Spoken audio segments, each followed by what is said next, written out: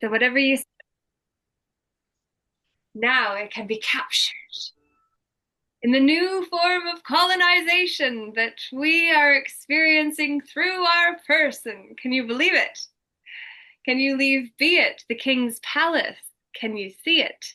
The domain that has us do the main thing and be the main character, and then forget that if we let the shoes dance us, it would be better to cut our legs off than to be used by the shoes that we put on in order to make us look in a certain way. And then we found out that those shoes would not let us stop moving, which is the story of this card, in fact.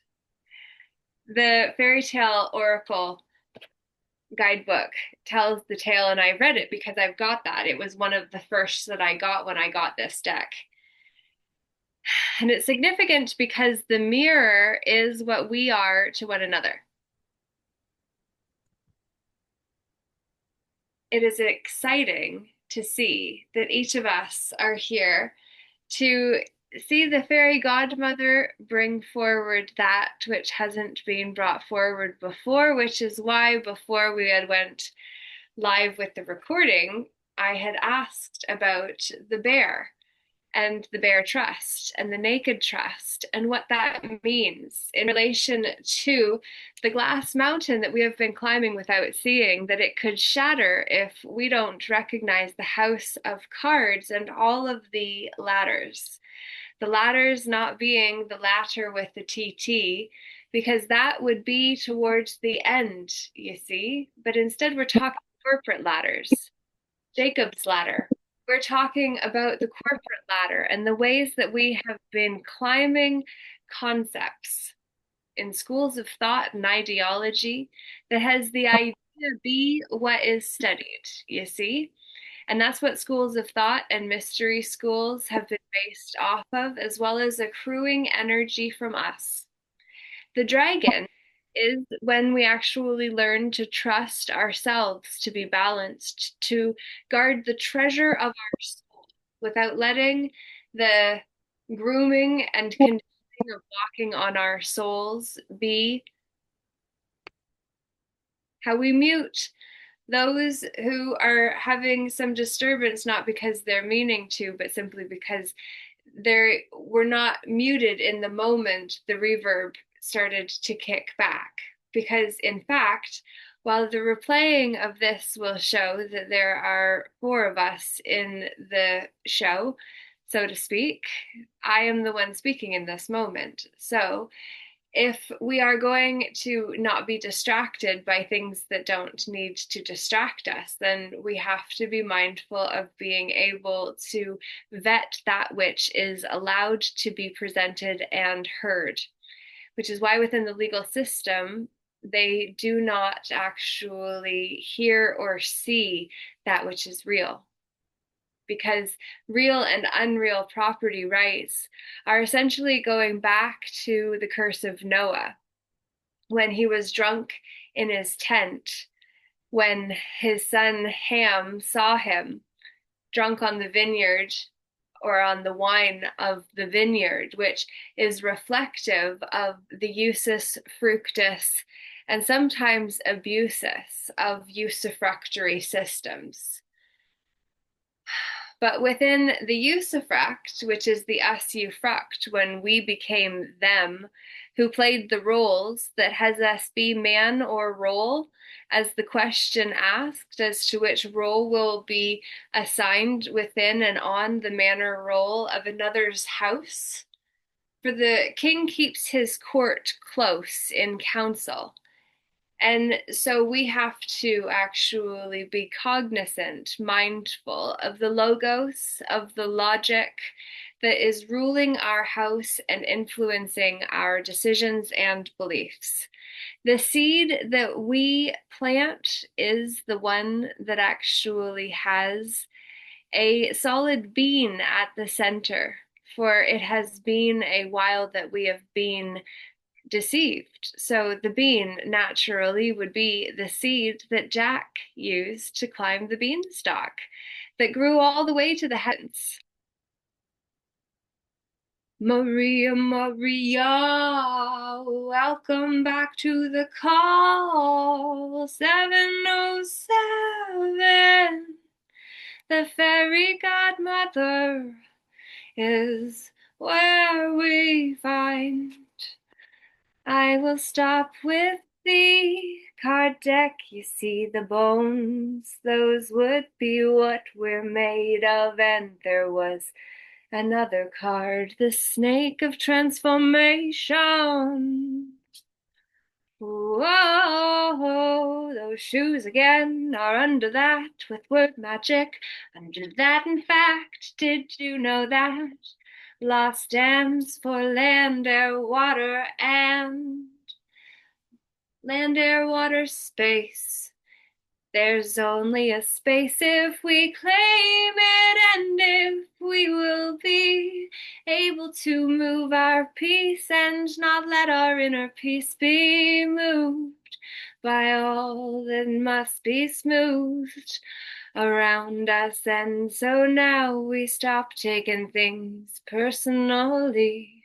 A person can be an ally to us if we understand the interlocking trust of us who know how to be the principal of the estate in our name, and not to be confused with who we are, but we can use our person without having to be a surety.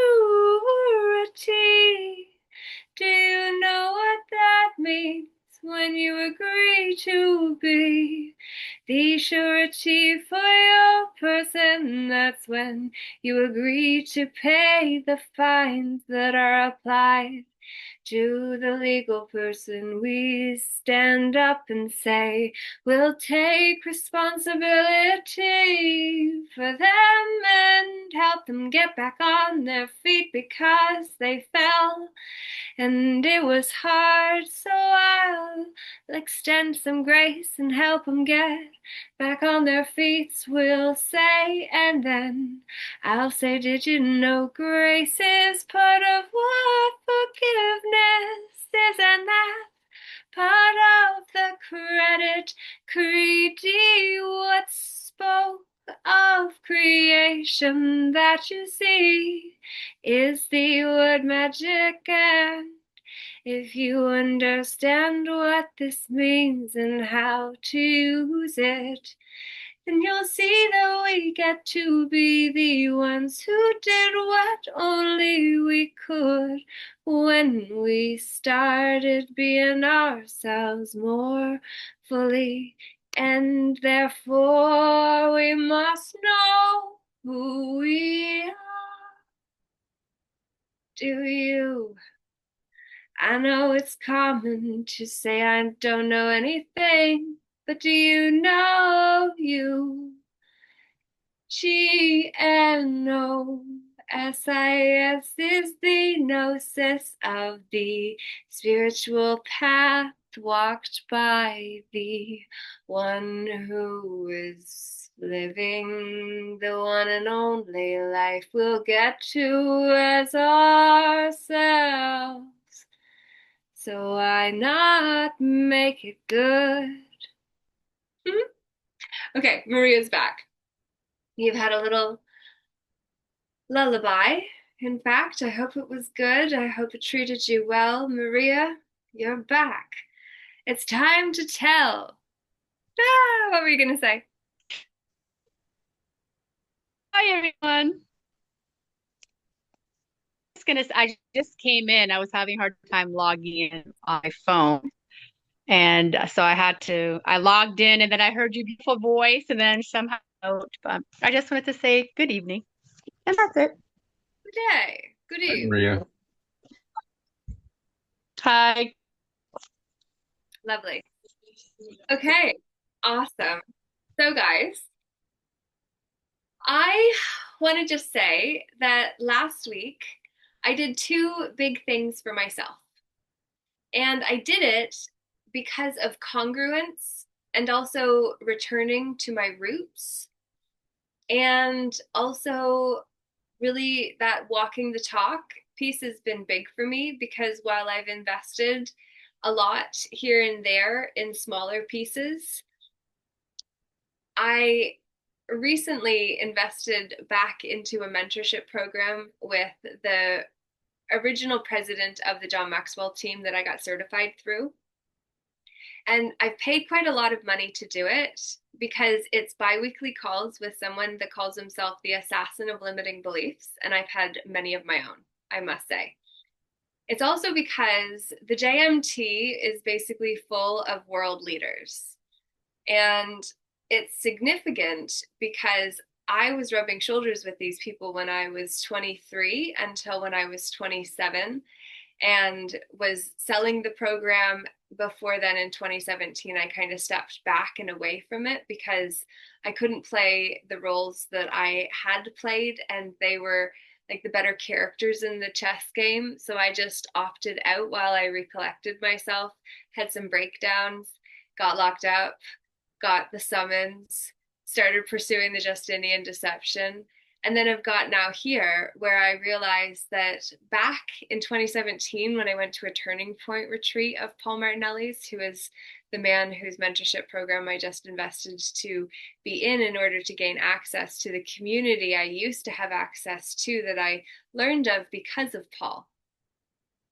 And I find it so fascinating because I'm going to be rubbing shoulders with the people that I used to run in circles with, and who are operating at a more abundant consciousness level, that don't take the same excuses that we do when we're struggling. So if somebody is expressing their struggle, then we're more inclined to relate with them from that wounding place of understanding and sympathizing, and then crawling into the ditch with the one that is in there, compared to being able to empathize but lend a hand down by the example that is shown when one stands in their power and invites another to step up instead of us have to step down in order to join them. And so I've recently done that because I'm going to be offering mentorship where people will have to pay to gain access to it. And I've been trying to navigate and figure out how to make it honoring for myself as well as them, and spreading the message and the larger campaign that is basically required.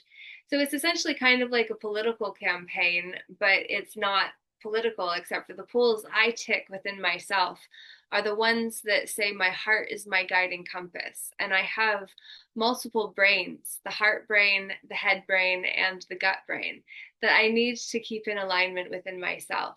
That there's more to me than just what you can see.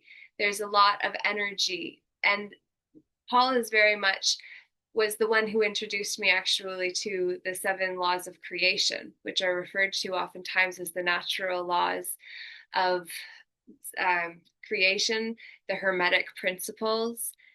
It's very interesting for me to now go back to it because it has had such a foundational influence on the work that I've now been doing. And I am reconnecting because there's great potential to expand my reach in terms of who will know that I am putting this together, that are in the positions, that have been making choices to support and uphold a lie that I have been challenging through the lawful notices that I've been sending to men and women holding offices of public position, that I am notifying that I am not dead and lost at the end of the Sestica v. Trust Act of 1666. I am alive and present, and I demand a full accounting of my trust, name, and estate. I want to know how my name is being used, for that is the shame of Shem. Shem was one of Noah's sons who came in and covered his father when Ham told him and Japheth that Noah was naked in his tent. But the interesting thing is they walked in backwards so as to presumably maintain their father's dignity by not having his man parts exposed to them who didn't need to see it, in order to say, you need to be covered, Dad, because people aren't supposed to know this about you. And so they walked in with their colors and draped them over their father, which actually symbolically represents the colors of law.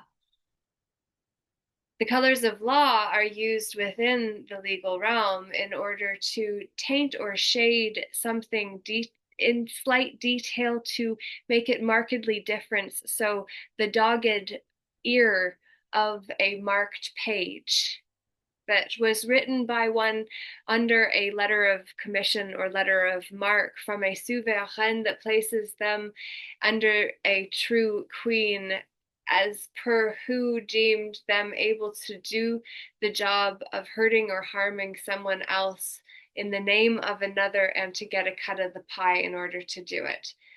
This is where we see the dogged pages are the legal realm and how legalese is the language that has been used to deceive us to not see the real and unreal property that is proper to the one who knows to remain in their first person properia persona of a public facing office of man of capacity who is present, alive, and accounted for, so that no account can be made for him, because he says, I am alive.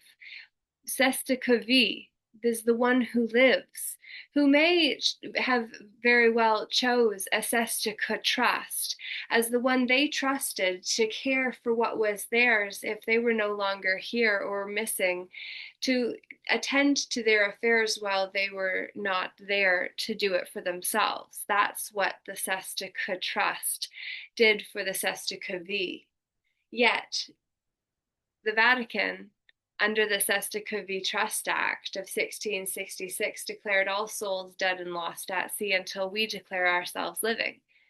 But if we think that we're going to accept a Bill of Rights, a Charter of Rights, or a Constitution to account for us, then we are relegated to the legal person, statutory person, substitute person, exchequer, executor, debtor position, you see. That means that you are going to be responsible for paying for the chartered trip the crew and captain gave you at your expense because you said they could when you were open for them to sucker you into what they were doing and you pay for it, fund it. That's fantastic by a pirate's estimation.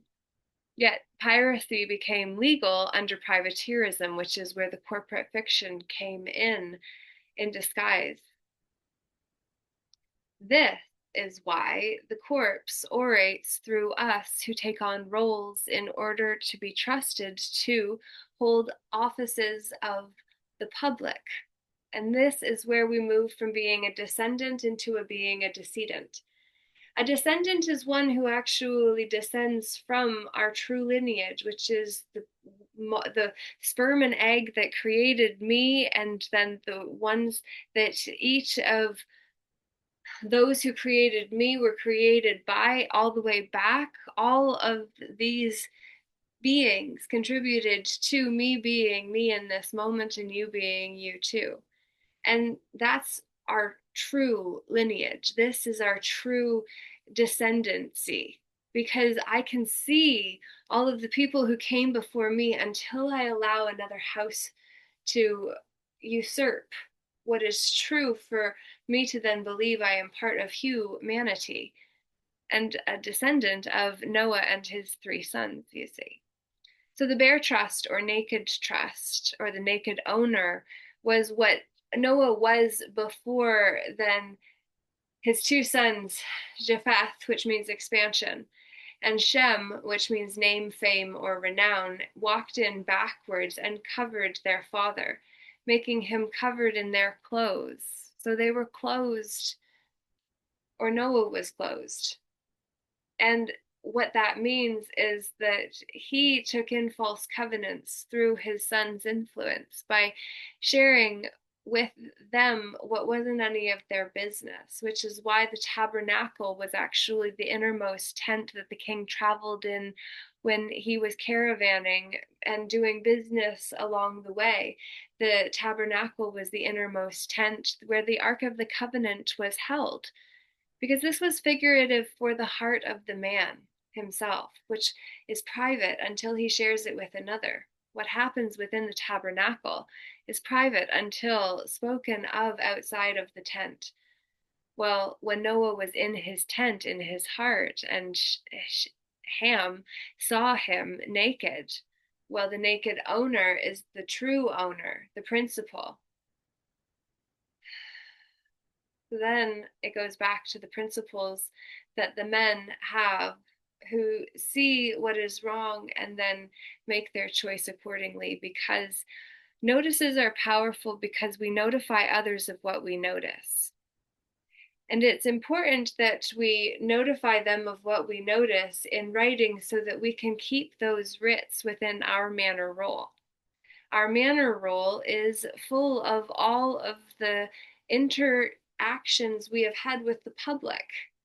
And it is important for us to keep a responsible paperwork or paper trail in order to ensure that we actually know what's happening, and we can say, hey, you may say that now, but before you said this, and I have proof of it because of these notices, which is why it's so important. And I didn't know, but I'm now learning as I put together an exceptional piece of work that I am figuring out how to share in a way that still allows me to get support behind the idea for it, because that's really what money, time, energy, effort, attention are all about. Those are our energetic resources, and we only get so much. So we need to make sure that we invest what we have as best as what we possibly can. And so as much as I led with me having invested in Paul Martinelli's mentorship program, because I'm going to be creating a mentorship program, and I am working on this book that is going to basically outline the Justinian deception, how we got here, and then ask the question, how do we move forward from here? Once it's exposed, how do we actually support people in the transition from what has been into what will be, because we make it that way? Well, the other piece of the investing in myself and being congruent and walking the talk that I use as a recent example was this weekend. I actually went on a retreat that Airly invited me to, who ran the Big Heart Dance Camp last summer and will again this year. And I'm going to actually potentially be offering some little 20-minute choose your tea times, which is talk, touch, tap, tone, truth. What's your tarot? What would your tea be? And if you want to drink it, then you can go to the kitchen for that. Like, I don't got any tea for real in my kit, but there's certainly lots of that. And let's just sort through your shit emotionally, because that's what I am really good at holding space for. And it's also because I've had it modeled to me through experiential exercises, like this last weekend at this retreat, which was all about the sacred clown and archetypes. And so spot on, because I've been talking about the theater of empowerment for a while, but it didn't fully feel right, because empowerment is mental in nature. And it's about power, which means there's going to be levels and gradations to it, which then put us into a comparative mode that isn't as helpful as what then this weekend I realized was better for me in this as to how it sounds and feels. And that is the theater of existence. So the theater of existence is how we're actually present where we are, with whom we are, and doing what we need to do in order to set the solid foundation that is truly solid, not just apparently solid. Because somebody said that it was solid, like so many of the stages and platforms that I've been pointing out that leaders are leading people onto, and I'm saying there is air under that, my friend. Please warn your people, do not stand on that door. It is a trap. It just hasn't went out yet, and you're telling people it's solid, which means the karma's on you. And that has made me easier to remove from the scene than to have actually answered to, and I understand. And I've done my part to a degree. And now is the opportunity to actually name what some of these traps that I've pointed out and been removed from their communities are, in order to be able to say, we are the star of our own show. And if we get offended and throw somebody out entirely because they don't agree with something that we are doing, because that's where the trap door actually gets people hurt, well, then we're too attached to the idea and we're not as attached to the solution that the soul is asking us to shun the rest of in order to be present with what is. And so we're really going to be cutting through the veils, and we're going to be having some round tables and inviting common law experts, not specialized in statutory law or commercial law, but those who actually understand that true common law is commonly available to all of us. It is the unwritten, unspecified, and unlimited rules of the law, rules of the land, air, water, that are applicable to one who knows how to claim our place and hold it. Because that's what we have to know how to do in order to have our own manner role, be responsible, self govern ourselves without causing harm to others, and actually be a beneficial contributor to society at the same time, which is really what it's all about and what we all really want. We want to be valuable. We want to be needed to a degree. Our level of insecurity will oftentimes determine how much we need to be needed, which can contribute to a savior complex or a martyr complex, which certainly I've moved through and navigated myself. And also then bring in the fact that it is said that it is the blood of martyrs that moves the church forward, because as soon as someone is martyred, they can be idolized. And if we idle our eyes on that which is outside of us, we will fail to look within. And when we don't, then we won't be able to see what was there for us the whole time. So, the common law is one of the areas we're going to be getting into. This retreat that I went to on the weekend that Airly hosted and Barbara did mask work around, I actually opted out of the second exercise, interestingly, which was wearing masks and talking to it and seeing what that archetype wanted to tell you. And yes, it absolutely would have stretched me. And what I wanted right in that time frame when everyone else was occupied with activities was a bath. And I took it, and I didn't regret it at all, because I did exactly what I needed to in order to move energy and also honor myself. And being in the midst of 15 women for 2 overnights is a lot of energy, and it was beautiful, and there were no conflicts, and everything was phenomenal. It was a really, really, really beautiful weekend with lots of connection and introspection and all kinds of things that I wouldn't have had access to had I not got myself into the room. So I'm really grateful that I did. And I say that also because Airly's involved with a lot of artist communities, as is Barbara and many of the other women that came. It was just truly a beautiful opportunity to get to connect deeper with people that I am building relationships with because of the times that we get to spend together. Because that's really what relationships are based off of: understanding, knowing one another. And how do we do that if we don't actually connect or invest that time to get to know one another at a deeper level? So I'm really, really, really grateful.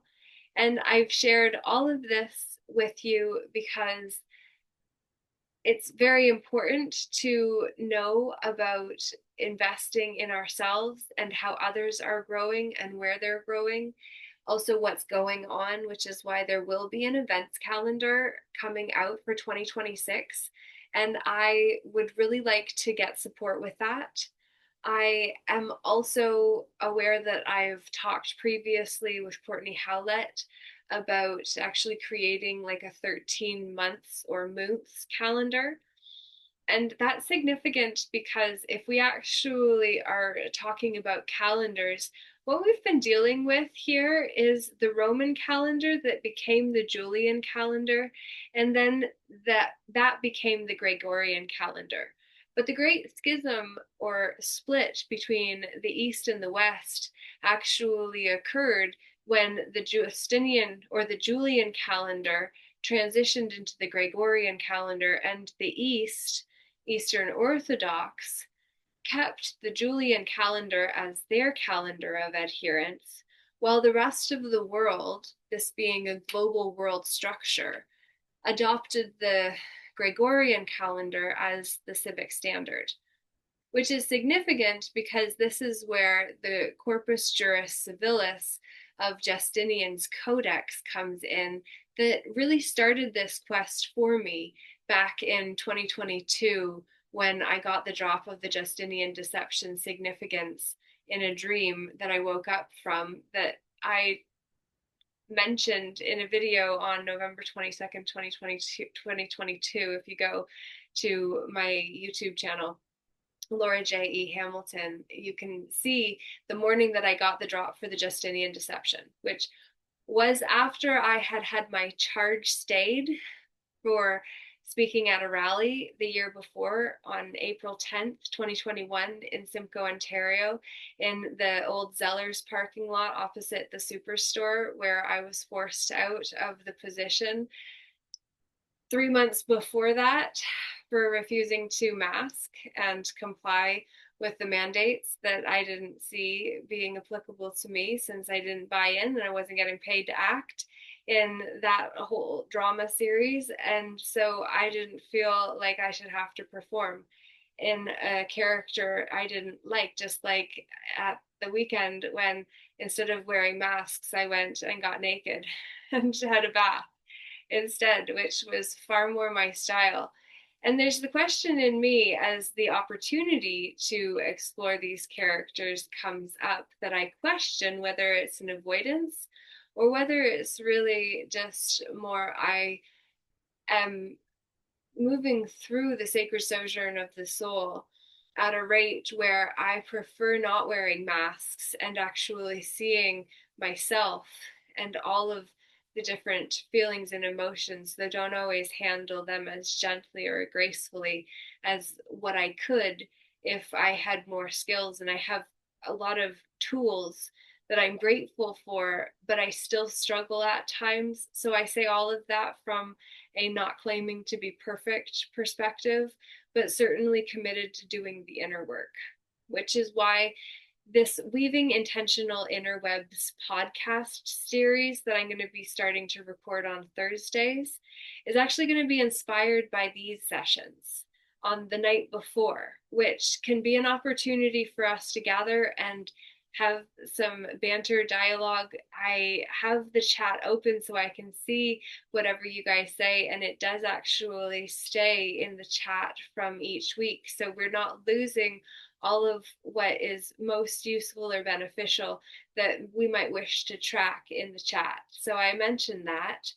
And then also say that I'm very much looking forward to what is going to come together as we really get more clear about our own vision, which is part of why I've invested in Paul's programs, to better understand concept therapy and manifestation from an abundance perspective, like what Paul teaches, and then also see how I can plug in this new perspective to the existing systems without being so undigestible or unrelatable, because trying to do something new without the support of those who are already doing what apparently works well seems a disservice to getting the message out about the change that no doubt we're all in already anyway. So it's really just a matter of figuring out how to convey all of this. And I think the podcast that has an influence each week the night before with these sessions is a great way to do it.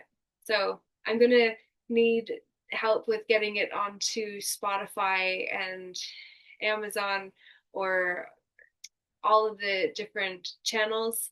But I think that it would be really beneficial for people to see what I have been assembling.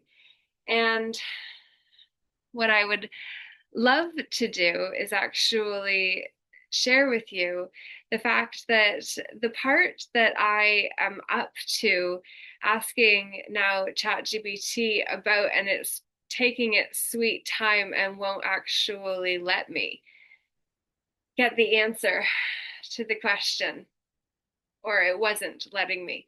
Now I can see that the question is there and it's not froze anymore. But where I was up to is the mythic flood, because what I want to actually just mention, here we are on page 30. So we were at the section of Semitism after Sumerians, which is so fascinating when you better understand. I want to just read this and then I want to ask if anyone knew this because it really is significant. Only anti Semitism refers to prejudice, hostility, or discrimination specifically directed against Jewish people, as without the prefix anti Semitism simply refers to the linguistic, cultural, or religious characteristics associated with Semitic peoples, particularly those speaking Semitic languages. Semitism originally refers to the characteristics of the Semitic language family, which includes languages like Hebrew, Arabic, Aramaic, Amharic, and Akkadian, to name a few. Shout out to Frank Collins as well, who has Akkadian University, and he created an incredible series that I think even might have introduced me to the concept of the double entry booking trust system or a variation of it. But Akkadian University is Frank Collins's um, network, and I haven't plugged into it outside of the free series that I've watched of his online. But that could also be a great resource and would be spelled differently than this Akkadian. But anyway, Babylonian was a dialect of Akkadian that originated in Mesopotamia, specifically in the region surrounding the city of Babylon, which is located in modern day Iraq near the Euphrates River. Babylonian was written in cuneiform, a script borrowed from the Sumerians, which used wedge-shaped impressions on clay tablets and became a prestigious language for literature, religion, and international diplomacy in the ancient Near East. Semitism in linguistics may refer to a feature, word, or phrase unique to or influenced by a Semitic language, especially when appearing in a non-Semitic language, like Semitic expressions in Greek translations of the Bible. The term Semitism is said to be derived from Shem, one of the three sons of Noah in the book of Genesis in the Bible, Japheth, Ham, and Shem, whose respective family trees dispersed to different parts of the earth after the Great Flood. I'm going to move Sumerianism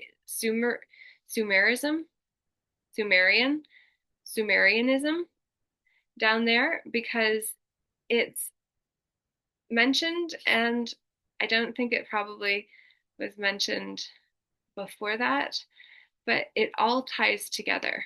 And the Great Flood is very significant because that's where the Holy See overlaid the whole world through international laws that we didn't recognize, was where the UN undid all that had been done before by real men and women who were now divided into real and unreal property.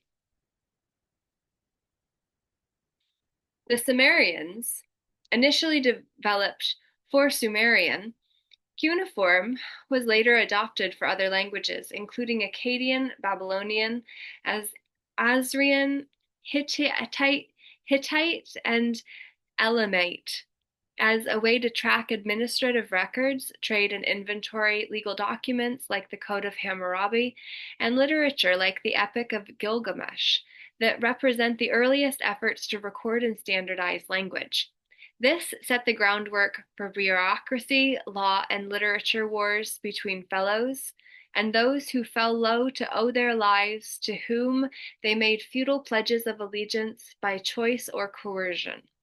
The Sumerians were one of the earliest known civilizations in human history, flourishing in the southern part of Mesopotamia, modern day southern Iraq, and are credited with pioneering many of the foundational aspects of civilization, including urban development, written language, and organized governance.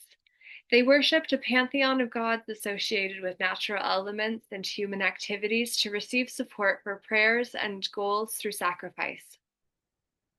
Sumerian is a language isolate, meaning it has no known relatives, and while it eventually gave way to Akkadian, it remained a ceremonial and scholarly language for centuries. The Sumerians used a base 60 numerical system, influencing modern time measurement, like 60 seconds in a minute, which is well suited to working with fractions because 60 is divisible by many numbers, and this makes it convenient for dividing into smaller, countable parts. The Sumerians and Babylonians were advanced astronomers, and base 60's divisibility made it ideal for dividing circles, time, and celestial calculations, like degrees, minutes, and seconds. 60 has 12 divisors, or divisors. 1, 2, 3, 4, 5, 6, 10, 12, 15, 20, 30, and 60, making it practical for calculations involving fractions or proportionality. Although most modern societies use the base 10 system, elements of base 60 survive in timekeeping, geometry, and astronomy, as early systems of dividing the sky and time into smaller units was influenced by the Babylonians. What do you guys think of that? Amazing. I'm sitting here eating and I'm like, wow, she's brilliant. Amazing. Well, Yeah. it was a trail. It was a tale to trace for certain. It was a lot to pull together. Um, but thank you. Yes, and it's just Love absolutely it. wild that we talk about Babylonian, we talk about Acadia, we talk about Hebrew, but we don't recognize their full impact when we're doing it, which is truly part of the shame of Shem, which is what comes before Semitism within this um, report that, or this book that I was working on. Well, I can't wait to buy the book and share it with everybody I know. Great. Thank you. Yeah. You're welcome. Yay.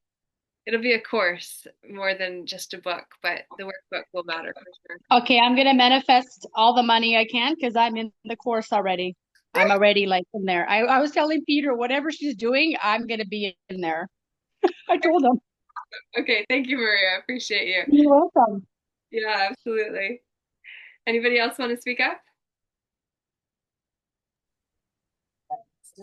It's so nice to see everything come together for you, Laura. Thank you. Yeah, well, it's not all together, but at the same time, like there's just a vortex of manifestation of what's already being pulled in, and then the talk of like, oh, I can't see it, so how can I believe it? And it's just like, fuck off. It's in process. It's happening. Just put your doubts to the side. They're not helpful right now. I'm going to get back in my happy spot and keep manifesting. So, yeah, I'm working on not slaying the saboteur, but making sure that the saboteur is actually in the guardian of choice, I believe is what it is in its empowered side. I can't quite remember because that's Carolyn Mess's work. Um, Looking in my own book for reference, my copy that has all of the references where I've broke things down and highlighted them would be easier, but it's behind me. But anyway, there's the guardian of choice, there's the guardian of self-esteem, which is the prostitute. You've got the guardian of innocence as the child, and then you've got the victim is the guardian of, I want to say power, but I can't quite remember. Anyway, sorry to not be able to call on it immediately. Anyone else have anything they wanted to say? I mean to say congratulations on the research. Thanks. What else do you want to say about it? I seem to remember, because I went down that trail as well, the stuff you discovered there. And the anti-Semite ended up being like anti-white in its meaning, kind of thing. Semite being white peoples, I guess. I think they were olive-colored, but but other than that, it's nice to hear. It's nice to see you going down, learning all of this. Well, I've actually had this for a while, but I didn't have it in the right place to be able to convey it in a cohesive story structure that made it more relevant instead of a random important fact on page 121 because I don't know where to put it in any sooner and it doesn't really fit right there. But like, how could you not put this in? Mm-hmm. So yeah, the curse of Shem being one of the two sons of Noah, or one of the three sons of Noah, his being name, fame, or renown, is how the title is then the one that keeps the principal position occupied as the house of being within Dr. and Mrs. Vandertramp's house, where the doctor has docked his oars on the shores of claimed territory. And Mrs. is defined by her husband, who is ultimately husbanding his resources, of which she and all other things within their house fall under the description of. So, this is where the Institutes of Gaius actually come in, which was the precursor to the Justinian Codex. The Institutes of Gaius, written by just this jurist named Gaius, couldn't have possibly been Gaius Julius Caesar, who was the uncle and adopted heir apparent, became Justinian, whose name was Sabatius Flavius or something, before his name was changed because he was adopted by his uncle and then sent to Constantinople in order to study and prepare to help his uncle lead, who then was one of the imperial guards who got involved with the triumvirate of there were three, one privately wealthy in the elite class, and then one was military and the other was political. And that was Pompey, Crassus, and Caesar, who ultimately became like the powerhouse of the early Roman Republic. And then when Pompey died, or when Crassus died, Julius Caesar and Pompey got into it because of the Rubicon River, where Julius Caesar said the die is cast when he stepped into territory he was asked to not step into, because it already had a figurehead above the level of ranking that Julius Caesar had. And so he stepped into it after declaring the die has been cast, which then brings in the idea of a cast of characters and the die being the death of incorporation, being in corpse nation, or where we are deemed to be our decedent account instead of descendants of what is true. Because if we don't Noah any better, we will allow the curse of Noah to be where our hearts get covered with false covenants that are stored in the tabernacle of the sanctum sanctorum, or innermost tent of our own heart that is private until we share it with another. And why that's most especially significant is because we're in a mixed war between the public and private. And when we allow ourselves to take on the clothes or colors of another, then we are now flying their logos. as adopted members of our family tree that we agree to say we came from, which is the problem with Genesis and the curse of Noah through Shem, Ham, and Japheth. This is very significant as well from a nationism or nationalism perspective and statism perspective.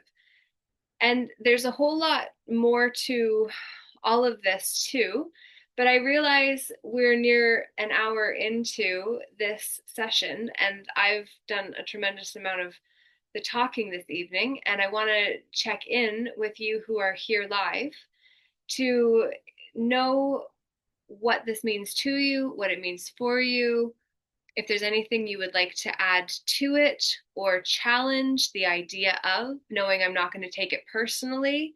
If you disagree with me, I would simply like for my character to not be assaulted in the challenging of an idea that my public persona or properia persona brought into this gallery this evening to present as an idea that is not a dia or God in Mia world. However, I am challenging and bringing into question the concept of the world and globalism and humanity as three of the ways that we are entrapped through the Bible, as the way that we buy the bullas, which were official seals placed onto church doctrine, in order to dock our oars to the trine of the Trinity that have us be one of the characters in relation to the Father, Son, and Holy Spirit, where if we're not the Holy, then we will let the Holy Spirit spear us, and we will play a role because we trust a bad source in order to hold our equity and what is truly ours for the sake of then pretending to be decedents as part of corporate trusteeships or accounts under special needs or wardships, where ultimately we pay the price for the trip because that is what one does when wishing for a chartered experience. You get professionals to take you and then you pay for it.